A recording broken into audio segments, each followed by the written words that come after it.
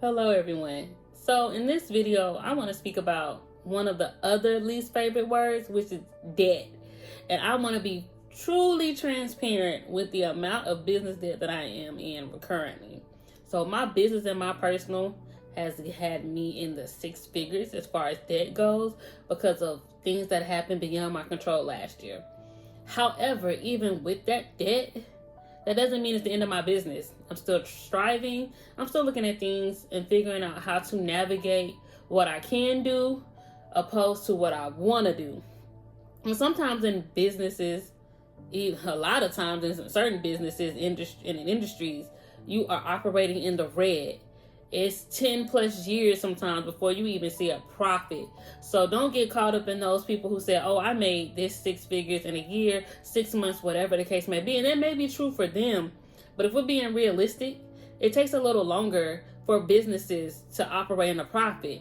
And debt is one of those things that comes along with it. And you have options for getting out of debt, whether that's investors, grants, loans, or even at your last straw, a bankruptcy. However, debt isn't the end all be all. Sometimes in those moments when you have no other choice and you feel like your back is against the wall, those are when those moments show up and you figure out the best way to show up for your business, as I mentioned before.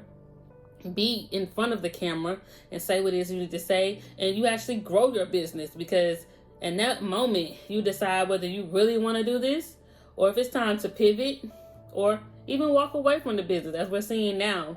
And I think it's important to know that just because you have some debt doesn't mean that you can't get out the hole. Your business can't turn around and do a 180, because it can. And it also is not the end all be all, because we have prime examples of people filing bankruptcy, closing businesses, turning around and still opening a profitable business the next time around, or even becoming millionaires and billionaires off of trial and error, which is a part of the process of your business.